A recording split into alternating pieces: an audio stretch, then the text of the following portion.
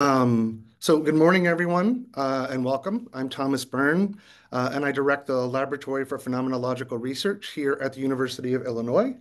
The lab brings together scholars and students working to connect phenomenological philosophy with questions arising in contemporary research and practice.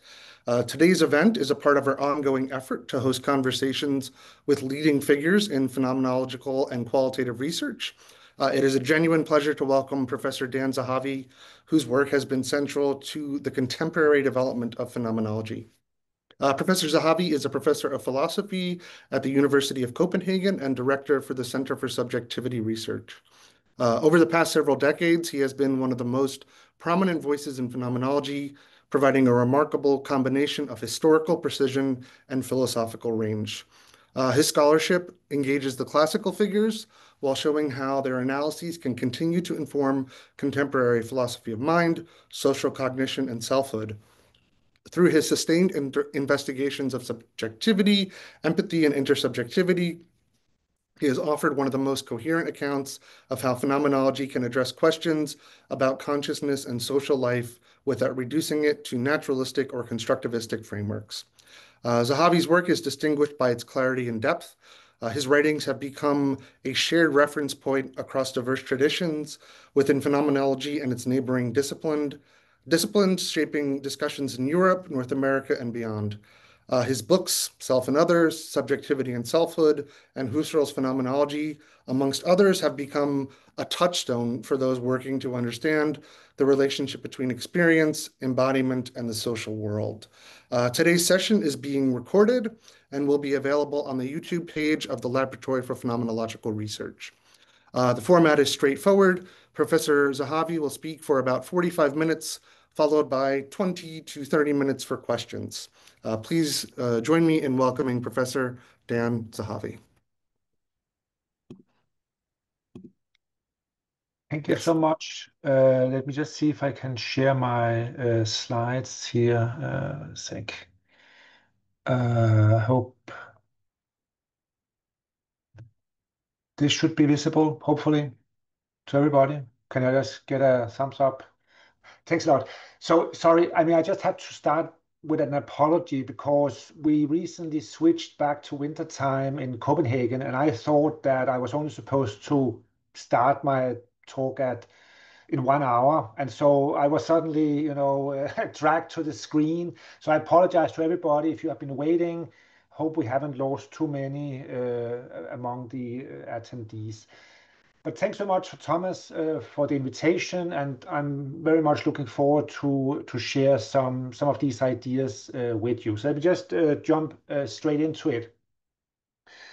I think it goes without saying that phenomenology is first and foremost a philosophical endeavor. I mean, it's not primarily about acquiring new empirical knowledge. Its main purpose is really to take a step back to try to understand the structures, relations, capacities that we have to draw on and presuppose if we are to conduct empirical research in the first place. And so, given this very distinct philosophical nature of phenomenology, I mean, it's of course worth considering to what extent it actually might inform, shape, influence empirical work.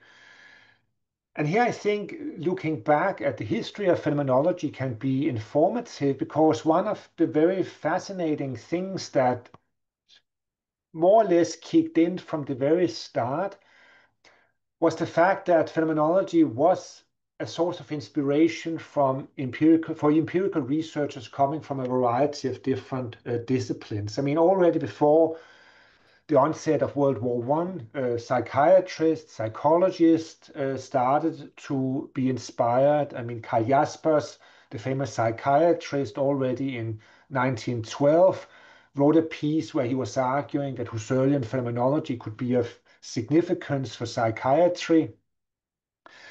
And not long after, I mean, sociology, think of Alfred Schütz, and anthropology started to engage with phenomenology. And since then, it has just exploded. I mean, if one looks at the scene today, There are lots of discussions in qualitative research, in body cognitive science, disability studies, critical race theory. There are many areas where phenomenology is working as a source of inspiration. So I really think, and I think that this is a force and a strength of phenomenology. It really has an appeal outside of philosophy proper. But of course, the fact that it is used by non-philosophers also raise a question about what is the right way to do this? What is the right way to use it within a non-philosophical context? What is the difference between, if you will, pure and applied phenomenology, and what kind of methodological guidelines are recommendable? And what I basically want to do in this talk is basically to raise some of the more principal questions that the very notion of applied phenomenology gives rise to. I will try to address some of the current controversies. I will also mention some of what I take to be successful instances of applied phenomenology. Now, one way to start is to say, well, talking of applied phenomenology, I mean, it really primarily has to do with the very approach to a variety of questions. It's not as if applied phenomenology is restricted to specific topics. It's more the very way of engaging with these topics that deserves to be called phenomenological.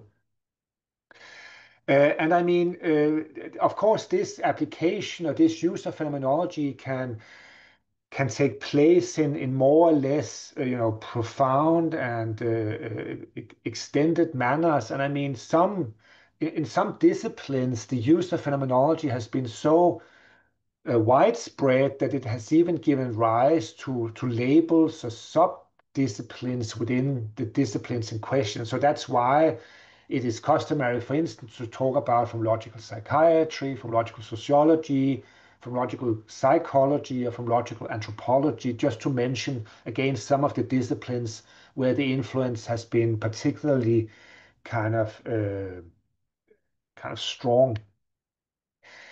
Now, what might the application look like? And again, to give you some very concrete examples, I mean, think of the area of healthcare where practitioners who might have become dissatisfied with a narrow, a narrow biomedical model of illness might instead turn to phenomenological analysis of intentionality or embodiment in an attempt to understand how illness and disability affect the life and the life world of the patient. I mean, so that would be one, for instance, example. Another example would be in the area of anthropology, where again, anthropologists have been drawing on the phenomenological notion of life of the world, and also on the huge variety of phenomenological discussions of intersubjectivity in order to obtain a better understanding of particular sociocultural life forms. But one of the problems that keeps reoccurring is really the question of to what extent these applications, to what extent they need to be rooted in the classical texts, in the classical philosophical considerations in order to qualify as phenomenological. I mean, is there a clear answer to the question of how many of the core commitments of phenomenology that you need to endorse or accept in order for the process or approach you're using to qualify as phenomenological? That is, I mean, one of the questions. Another question is whether the approach that you're using, I mean, is the reason why it deserves to be called phenomenological, does that have something to do with the method you're using, or rather, if you will, the toolbox of theoretical kit that you are using? And interestingly, and perhaps also slightly surprisingly, if one is looking back at, I mean, now more than 100 years of application, there simply is no consensus. I mean, people are widely disagreeing about these, questions that I have just been raising, and different disciplines. I mean, there are disagreements between disciplines. There are disagreements within disciplines among different authors about what the right way to proceed is. Now, what I would like to discuss, or spend a little bit of time discussing, are some discussions that have taken place within contemporary qualitative research within the last couple of decades. And I want to highlight the contributions of three figures and also point to some of the disagreements that exist between the authors in question. So the first person I want to talk a little bit about is Jonathan Smith, who is known for his IPA, Interpretive Phenomenological Analysis.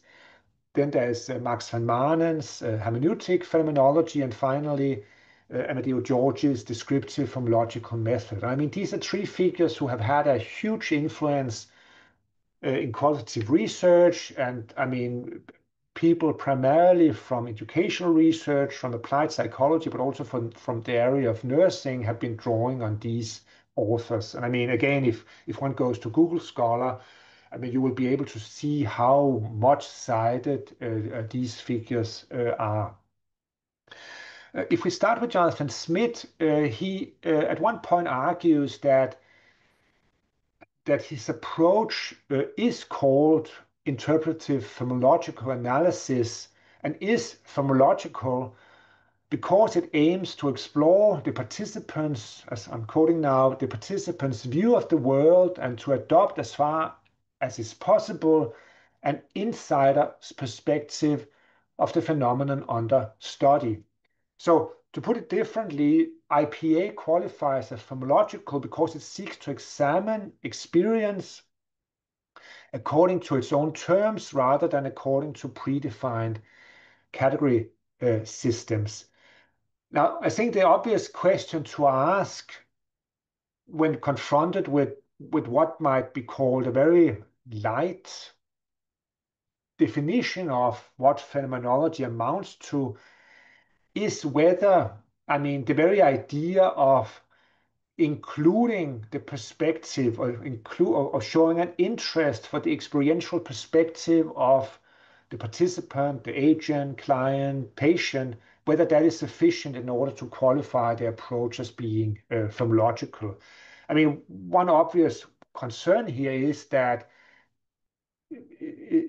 concern that I mean the vast majority of approaches in qualitative research precisely has that specific agenda. So it's kind of somewhat hard to understand how that specific insistence, how that should mark or distinguish what ought to be a specific phenomenological approach from a variety of other qualitative approaches.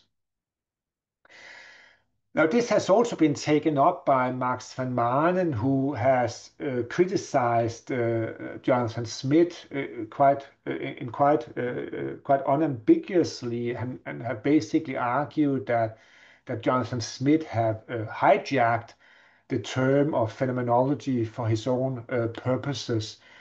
And Van Manen is very explicit that if a method is to deserve to be called uh, phenomenological, one really has to return to the classical sources. One has to recognize that it's a form of philosophy, and one has to also engage with the primary literature. Now, if one looks at Van Manen's own description, I mean, one of the recurrent claims he makes is that phenomenology, as I write, is the study of lived experience. It's the study of what an experience is like, and that the basic phenomenological question is, what is that experience like?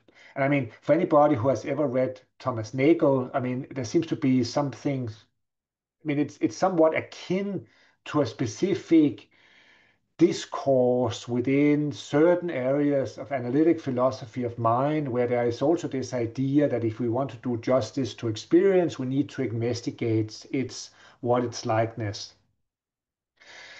Now, uh, in what is probably his most substantial book, certainly the longest one, Phenomenology of Practice from 2014, Van Manen also makes it very clear that if we want to, uh, I mean, if we really want, if we want to also convey phenomenological ideas to a non-philosophical audience, if we want, an uptake of phenomenological ideas outside of philosophy, it's crucial not to present the project and methodology of phenomenology in overly technical manner. I mean, that seems like a very reasonable kind of,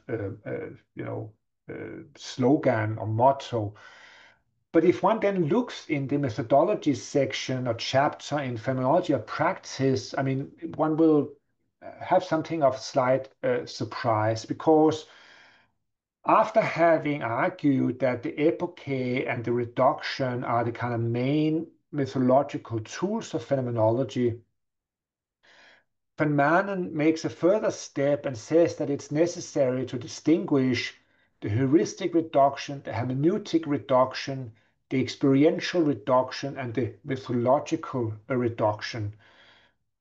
And if that is not sufficient, he then also proceeds to make a distinction between the eidetic, ontological, ethical, radical, and originary reduction. So that leaves us with 9 different reductions. He also speaks of the revocative, evocative, invocative, convocative, and provocative method, and ends up distinguishing reduction from deduction, induction, production, production, abduction, and seduction. I mean, this is all pretty confusing and pretty complicated, and it's a bit hard to exactly see why this should be super helpful for non-philosophers, say, nurses who want to somehow use phenomenology in their healthcare practice. I mean, it's kind of hard. I mean, honestly, I have been working with phenomenology since the early 90s. I don't know what Van Manen is talking about. And so I kind of doubt that a nurse will be able to understand him. So I think there's something here slightly complicated. What about Amedeo Giorgi? I mean, he also echoes Van Manen's claim that phenomenology is a specific philosophical tradition, and that an application of phenomenology or a use of phenomenology outside of philosophical proper has to draw its inspiration from the original classical texts. And the main source of inspiration for Giorgi is Husserl, and in particular Husserl's lectures on phenomenological psychology, lectures from the mid 20s. So again, Giorgi is clear that applied phenomenology requires an understanding of the philosophical underpinnings. More specifically, one of the recurrent claims of Giorgi is that the epoche and the reduction are crucial. And so he argues that if we want to use phenomenology in the human sciences, that use will require the phenomenological researcher to bracket or disengage from all past theories and knowledge about the phenomenon, in order also to withhold existential assent of the phenomenon. And again, I mean, as some of you might be able to recognize, I mean, these two descriptions are kind of drawing on somewhat different understandings of what the epoche involves.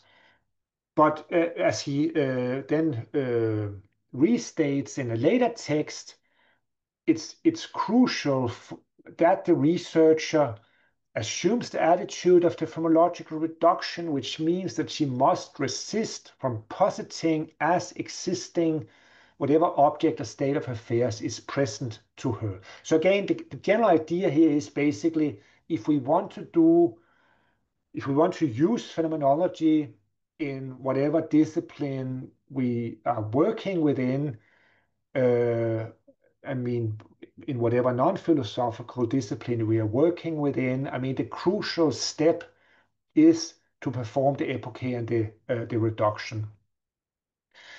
Now, I think that motivates us to take a step back and to consider what exactly Husserl had in mind when he introduced the epoche and the reduction in the first place. And I mean, as people should know who are familiar with Husserl, who are familiar with the kind of transition between logical investigations and ideas one, which is basically a transition towards an embrace of transcendental philosophy. It is precisely in the latter work in Ideas 1 that Husserl then explicit about the use of the epoche and the reduction. These are not notions that figure in logical investigations. And so the reason why Husserl found it necessary to employ these methodological steps was precisely in order to highlight the distinct transcendental philosophical nature of phenomenology. So what is the purpose of the epoche and the reduction? Well, as Husserl says, the aim of the epoche is to bracket or suspend the natural attitude. What is the natural attitude? Well, it's the attitude that we are living in our pre-philosophical life, where we automatically rely on and believe in the existence of the world. So the world is pre-given, it has a mind-independent status, it's simply out there. And the whole point of, or I mean, perhaps not the whole point, but I mean, a very important part of Husserl's analysis is to start to make us not to question, but to start to make us aware of all the ways in which we, as constituting subjects, are involved in bringing the validity of the world into place. So basically, what Husserl is up to is that he's interested in making us realize, he's interested in making us reflect upon the extent to which subjectivity is ultimately a condition of possibility, not just for reason and truth, but ultimately also for being. I mean, that is part of what Husserl's transcendental analysis is aiming for.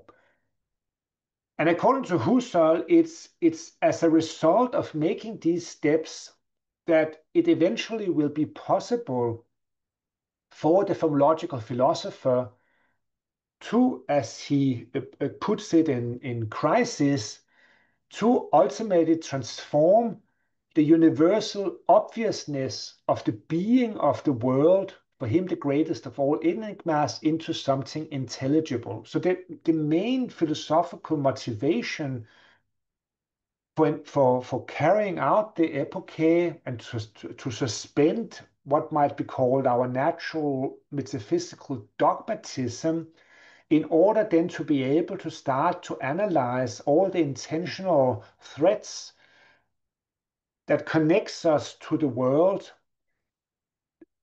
The aim or the goal of this enterprise is basically in order to be able to answer some very fundamental philosophical questions about the being or reality of the world.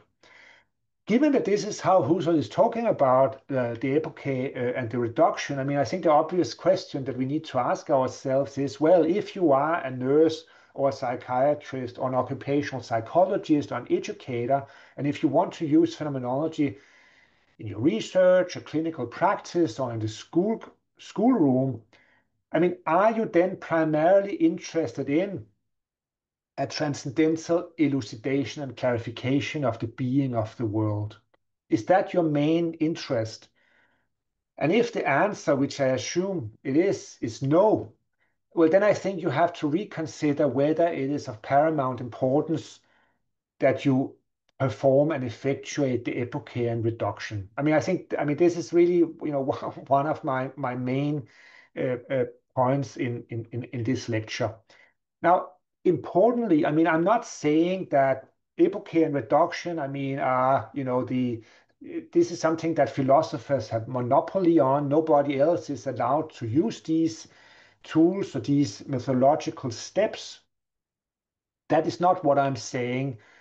But I have a problem accepting that whatever you are doing cannot qualify as being called phenomenological unless you make those steps. And I would also say that if you do make those steps, it has to be very clear why they are necessary. I mean, why do you find it important to, again, make steps that really primarily have their function within a very specific philosophical setting? And I think that just insisting that they have to be used, I think, have led to a very large amount of confusion. I mean, it has partly led to some of the main protagonists accusing each other of missing out on what phenomenology is, or misunderstanding phenomenology, or hijacking phenomenology.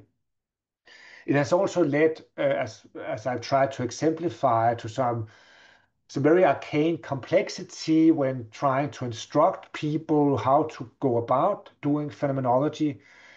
And not surprisingly, it has also given rise to a lot of criticism from outside. I mean, people who have said, what in heaven's name are these phenomenological qualitative researchers doing?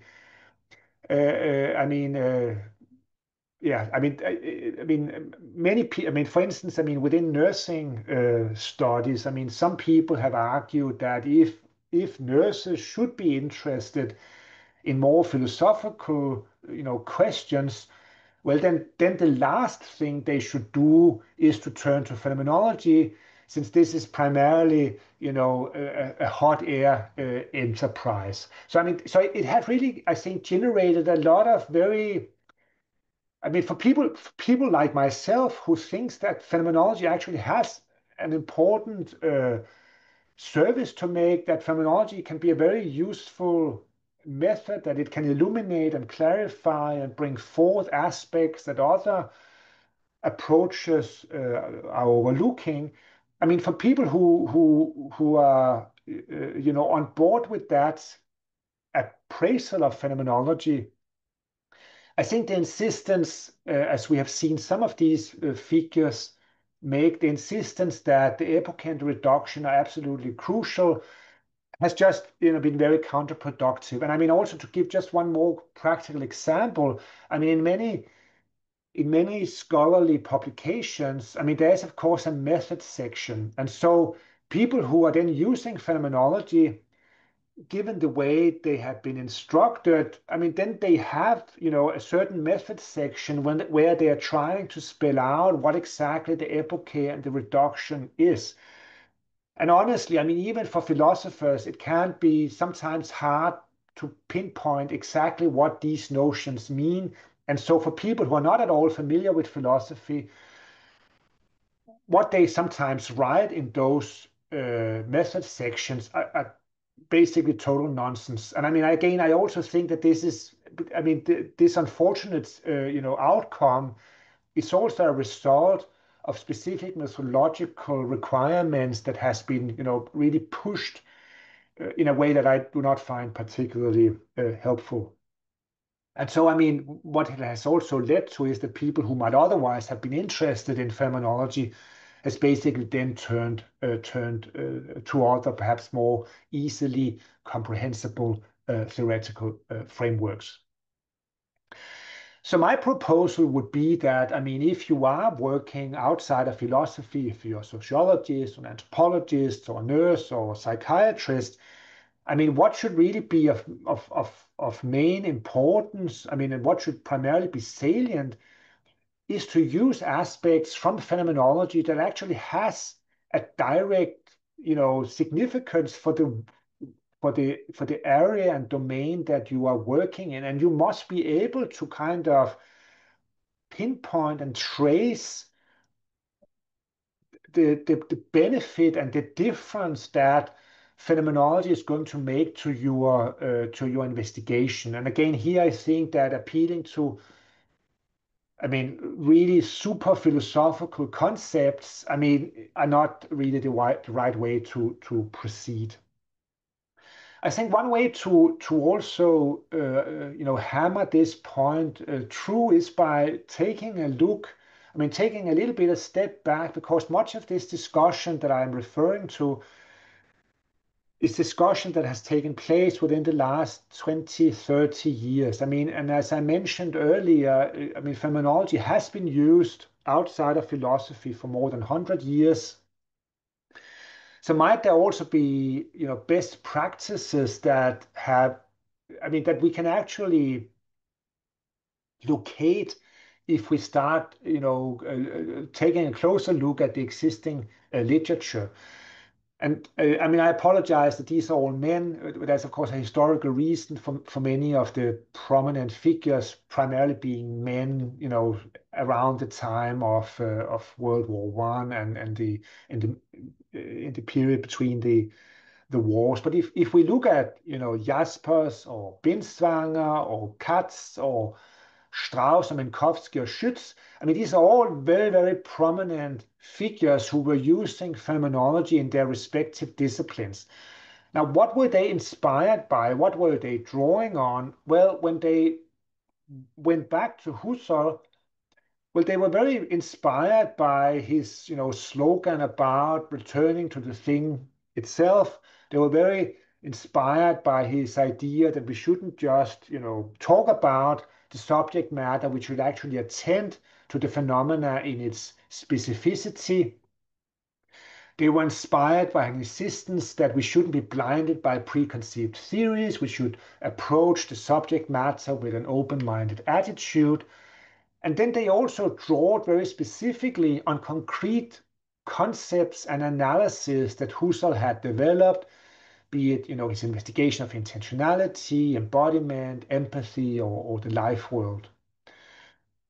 Now, what they did not seem to be particularly interested in, and what they are not really talking that much about, if at all, are Husserl's transcendental philosophy. They're not talking about the epoche and the reduction, and they're not saying that this is what we need to use if we want, again, to use phenomenology to better understand our psychiatric patients, or if we want to use phonological tools to understand colors, which, for instance, was the work of David Katz.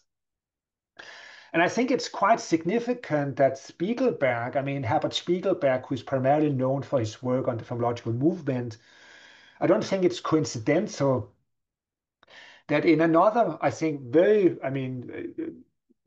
much recommended book, which is called Phenomenology and Psychology and Psychiatry, which is this fantastic overview of how phenomenology has been used by psychiatrists and psychologists for, 4 or 5 decades.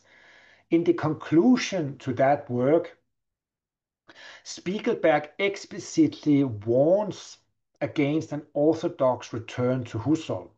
And he specifically says that if a fruitful exchange is to happen between psychology and phenomenology, one has to, as he puts it, free oneself from some of the technicalities of Husserl's philosophy. And again, this is partly his conclusion after having had this massive overview of existing research. Now, let me mention one concrete example to also, highlight what I have in mind. And this would be the case of Minkowski. Minkowski, who R.D. Laing, who perhaps are more familiar to some of you, once claimed had made the first serious attempt in psychiatry to reconstruct the other person's lived experience. Minkowski is really a very foundational figure in phenomenological psychiatry. If we look at the book Lived Time, which is one of the works of Minkowski that has been translated into English, it's composed of 2 parts, one on the essay on the temporal aspects of life, and the other is called Spatio-Temporal Structure of Mental Disorders. And so what Minkowski is doing in the work, is to use ideas from phenomenology, from Husserl, basically making the case that there are tools in phenomenology that can allow the psychiatrist to gain some understanding of the being in the world of the patient, a being in the world that otherwise often is closed off territory. So he thinks that using phenomenological ideas, it will be possible to some extent to gain some kind of access to the life world of the patient. And in the course of doing that, Minkowski also reflects upon how psychiatry should use phenomenology in its practice. And he says that, well, as I already said, I mean, he thinks that philosophy can help the psychiatrist to kind of expand his understanding of the patient. But he also says, and I mean, that is of course part of the point I want to make. He also says that it's very important not to overlook the difference between philosophy and psychiatry, not to overlook that they also have somewhat different agendas. And as he adds in the preface to the second French edition, and I really think it's worth kind of quoting this in full. It was never a question of transposing purely and simply the data and methods used by a given philosopher into the realm of psychopathological facts. That would have led inevitably to a hyper-philosophizing of psychopathology, a danger I carefully avoided and against which I warned my young colleagues who were following in my path. It would have risked deforming psychopathology entirely. So again, I mean, I think this is a very clear statement that the psychiatrist has to think very carefully about what parts of philosophical phenomenology it should draw inspiration from. And I mean, what we need to avoid is precisely this hyper-philosophizing. And again, one exemplification of that would be, the 9 different reductions that Max van Manen were talking about. So Minkowski, I also think this is an interesting point because, I mean, so far I have primarily talked about how other disciplines might draw on and benefit from philosophical phenomenology. But of course, the added benefits of this application is that there's also a feedback loop possible in the sense that the philosophers might actually also benefit and profit from the way phenomenology is being used outside of philosophy. And the concrete example that Minkowski mentions is basically that some of the more abstract, general phenomenological descriptions, philosophical descriptions that the phenomenological philosophers have offered, I mean, that they can actually gain in specificity by considering also the descriptions that the psychiatrists have elicited in communication with the patients. I mean, it might be that, you know, uh,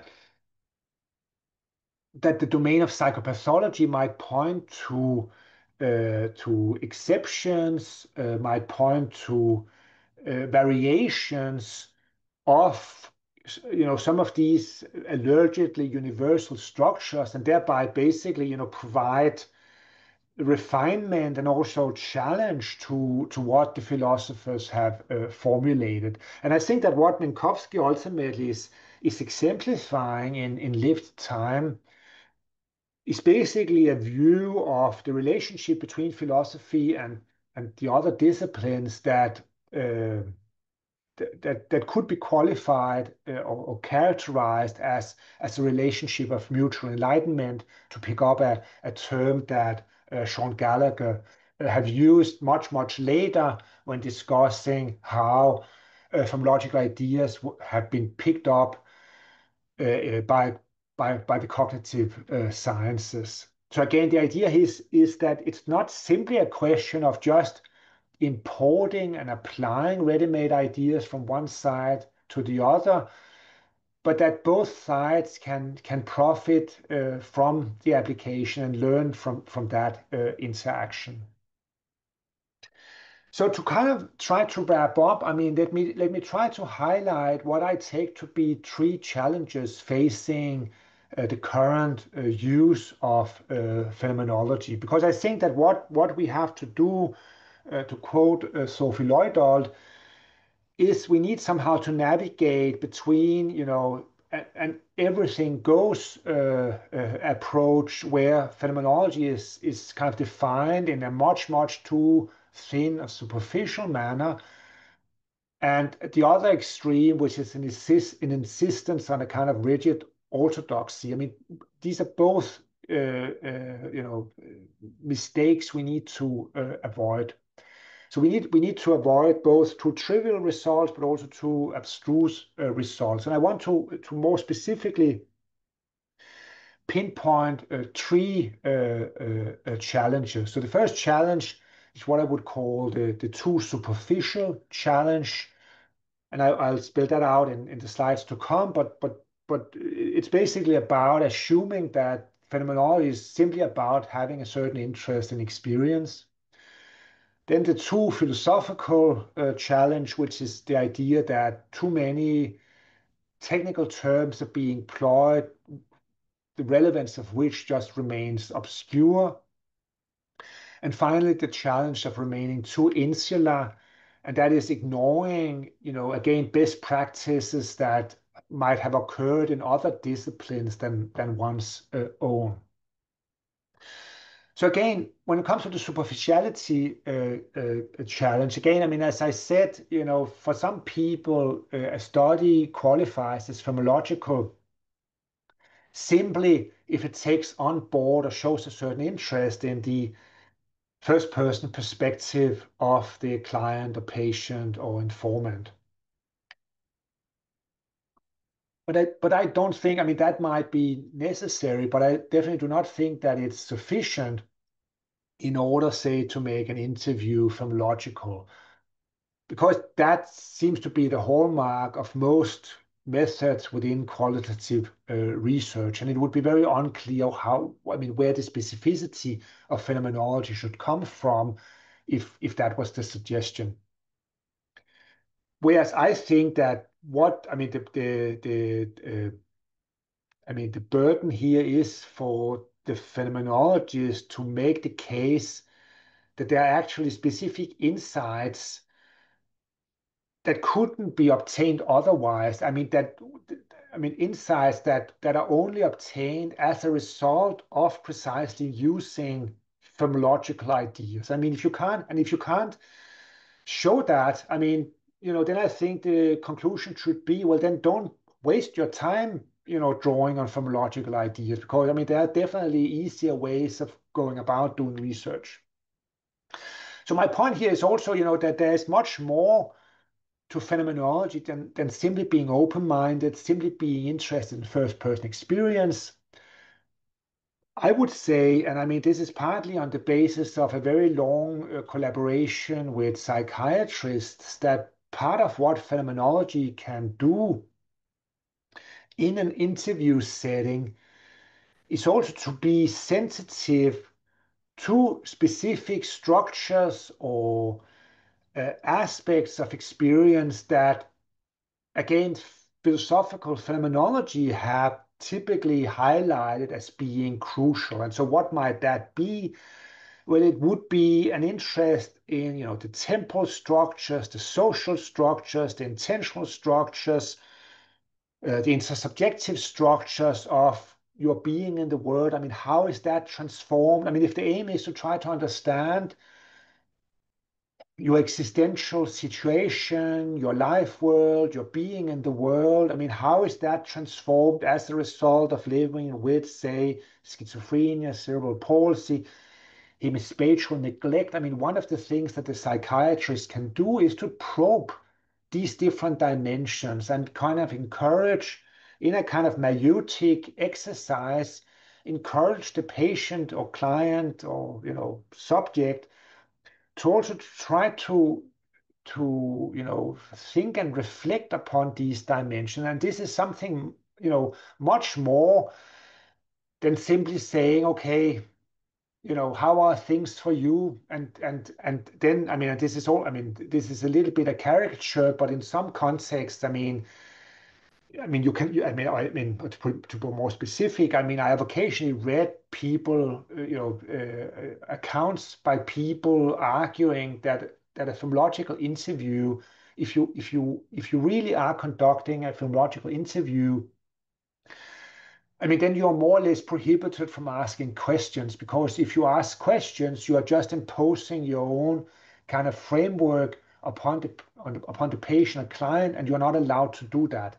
So basically, again, I mean, this is of course a caricature, but it's a bit like saying, okay, I'm just putting, a mic in front of you, and then I won't ask any questions, and then you can just deliver your very rich experiential description with no further prompting from the side of the interview. And I mean, I think this will not work. I'm sorry. I mean, I don't think all of us and all patients are master phenomenologists.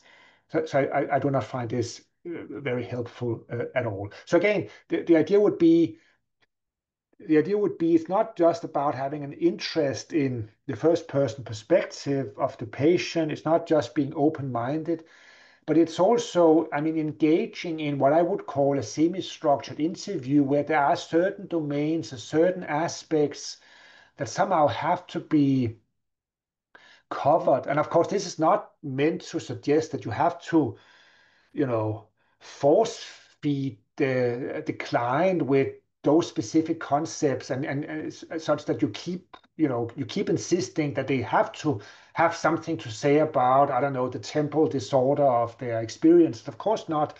I mean, that would be a very bad interview style, but it's about, in a very sensitive manner, trying to also encourage the client patient to, consider whether there are something here that might be shared with the, say, psychiatrist.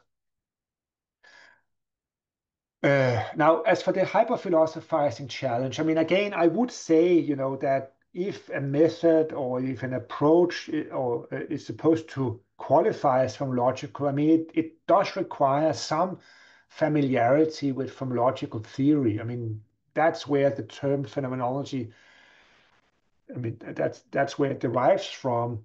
But it's again a balancing act, because there is the danger of going too philosophical, of making it too philosophical. And I think that one of the requirements here is that it's of paramount importance that the person who wants to use philosophical notions are using them in a transparent manner. I mean, in a way where it is really clear what role they are supposed to play. And again, I mean, as I have probably already indicated, I mean, talking about the epoche and the reduction, asking us to suspend our belief in the mind-independent reality of the world. I mean, it's not clear to me why that should be, a sine qua non for using, say, from logical ideas in healthcare practice, for instance. So I think a certain pragmatism is required. I mean, one should use concept and methodological tools that are pertinent and which can really make a difference. I mean, be it a difference for the researcher, or, I mean, if there are no persons involved, no other persons involved, or a difference for a better therapeutic intervention. And so I think that in the context of using phenomenology non-philosophically, I mean, given my kind of pragmatic attitude, I mean, I would really warn against, some kind of purity or orthodoxy insistence. I don't think it is, constructive. And I mean, again, this is not. I mean, this is not meant to suggest that I do not think that orthodox and purity might have their importance in other contexts. I mean, I do think that it does make a lot of sense to actually engage very deeply with the philosophical texts is if one is doing philosophy, but it's, outside of that domain where I find it a bit more fishy. And as I already said, I mean, I think it's quite noticeable and worth thinking about that many of the principal figures who were instrumental in establishing from logical psychology, from logical psychiatry, from logical sociology, I mean, adopted that kind of more heterodox approach to phenomenology. Now, as I said, phenomenology has found use in a variety of different disciplines. But I think what is very strange, I mean, is that it's rare that one discipline picks up on and learns from other disciplines. And perhaps, I mean, the most clear example of that, or at least the one that I'm most familiar with, is the relation between logical psychiatry and logical psychology. I mean, one would assume that there would be a lot of spillover between these two disciplines, but that is really not my impression. I mean, it seems as if it has been somewhat too insular traditions that has reacted and responded to discussions that have popped up inside the discipline, but there has been very little inspiration going across the disciplines, and I think that is just a missed opportunity. So I think that the way forward. So again, this is also a certain defense of a more pluralist attitude, is that I really think that the way forward is also to collaborate across the disciplines. It is again to draw on and learn from exemplary approaches in different disciplines. And I think that if all of us, I mean, be we, regardless of whether we are philosophers or psychiatrists or qualitative researchers, I mean, if we can kind of pool our research, our resources, I mean, I think that the very prospect of an applied phenomenology it would